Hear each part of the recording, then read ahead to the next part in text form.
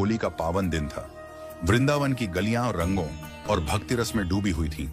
चारों ओर राधे राधे की गूंज थी और हर कोई बांके बिहारी जी के दर्शन के लिए उमड़ा चला आ रहा था। मथुरा में रहने वाले कन्हैया जी, जो बांके बिहारी जी के परम भक्त थे, इस दिन अपनी पत्नी और 5 साल की बेटी के साथ वृंदावन आए थे। उनका नियम था कि हर त्योहार पर वे पहले यमुना स्नान करते, फिर बिहारी जी के दर्शन करते, उसके बाद ही कुछ खाते। इस बार उनकी बेटी भी जिद कर बैठी, मैं भी चलूंगी। बहुत समझाने पर भी जब वह नहीं मानी तो कन्हैया जी ने कहा, ठीक है, पर ध्यान रखना जरूरी होगा। तीनों आरती घाट पहुंचे, जहां यमुना मां की आरती हो रही थी। वहां भीड़ थी, होली का उत्साह था, ढोल नगाड़ों की गूंज थी। कन्हैया जी ने बेटी का हाथ कसकर पकड़ लिया ताकि वह कहीं खो न जाए।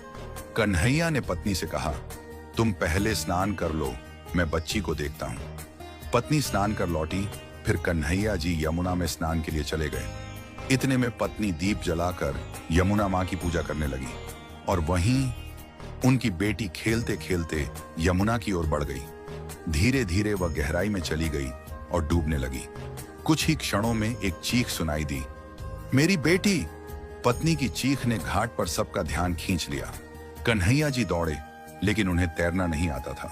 वो विवश खड़े होकर बार बार पुकारने लगे, हे बिहारी जी, मेरी बेटी को बचा लो।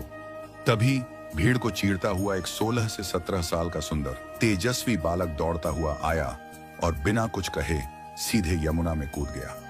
पलक झपकते ही वह बच्ची को गोद में उठाकर बाहर ले आया। बच्ची की मां उसे सीने से लगाकर रोने लगी। भीड़ सन्न थी। कन्हैया जी उस बालक को देख रहे थे। उसके नेत्रों में गहराई थी, चाल में मोहकता और मुख पर दिव्य तेज। पर तभी वह बालक मुस्कुराया और यमुना में डुबकी लगाकर अदृश्य हो गया। काफी देर तक कन्हैया उसे खोजते रहे, पर वह न लौटा। तभी कन्हैया जी के आंसू बह निकले। उनका हृदय चीखकर कह रहा था, वो कोई सामान्य बालक नहीं था, वो स्वयं श्री बांके बिहारी जी थे, जो मेरी पुकार सुनकर आए थे। कन्हैया जी तुरंत पूरे परिवार सहित बिहारी जी के मंदिर पहुंचे, चरणों में गिर पड़े और बार बार धन्यवाद देने लगे। इस चमत्कार की चर्चा कुछ ही दिनों में पूरे वृंदावन में फैल गई। आज भी लोग कहते हैं, अगर श्रद्धा सच्ची हो तो वृंदावन बिहारी आज भी दौड़े चले आते हैं। जय श्री राधे, जय श्री बांके बिहारी लाल की। आपको हमारी ये भावनात्मक कहानी कैसी लगी, कमेंट करके जरूर बताएं।